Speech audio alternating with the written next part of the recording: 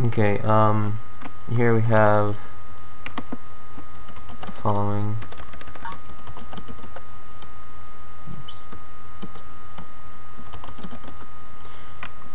So we start with the Pythagorean triple. Here's the our source code for the Prolog source code.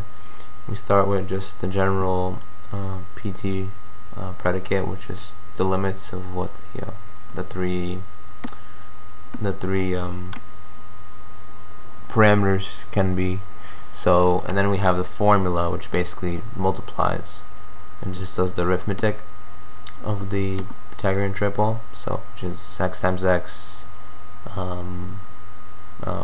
plus y times y equals z times z, which is right here. D is a plus b, and d is z plus z. So, if d is z plus z and d is a plus b, which is x times x and y times y, then d must equal, or x times x plus y times y must equal z times z. So then we have a print formula, which just prints out a single Pythagorean triple, which you input the arguments for the triple, just the numbers, and then if it passes the input format and it passes the formula with those same numbers, then we have this is a mistake here, sorry. Then we print out the actual triple. So whatever we put in, we print it out because it's passed and it's actually a Pythagorean triple. And then we just output the z times z just for convenience, so we can see if it's correct or not. And then there's a general for loop, which just allows us to do the print all, and this uses cuts and just to stop it and just recursion. So the print all basically has 3 loops, which kind of act like nested for loops, and you just take the parameter that increments in each one, and you just insert into PT print.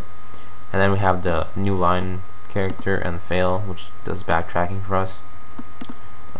So let's try this out.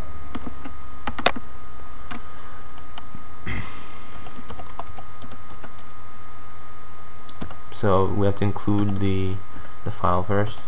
We do that. It's included, and we have this error, warning messages, says that there's singleton variables, but that should be fine.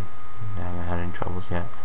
So then we run this by, we can test it first with PT, so that 3, 4, 5, which is actually the first Pythagorean triple.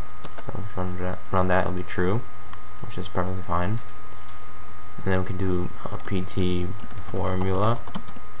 We do 3, 4, 5. Run that, it's true. Let's see if we change that, will it be true still? No, not true. And same thing for the previous one. We change it to like 6. It's true because it follows the rules right here, because z is actually less than or equal to 100, and it's less than or equal to, or greater than or equal to y. So that should work fine. But if we change this to 200, it should be false. See. And then we have a PT print, like I said before, which takes it and checks it if it's the Pythagorean triple, and then prints it out. So if we put that in, we should come out with the answer, and true. But if we have a wrong one, like 6, this should be false. Then it just gives us false. Okay, now we can just run the print all, which you just print as meant in the range that you put it in. So print all, and do 1, 100. That's basically our limit. So do that, and so we get.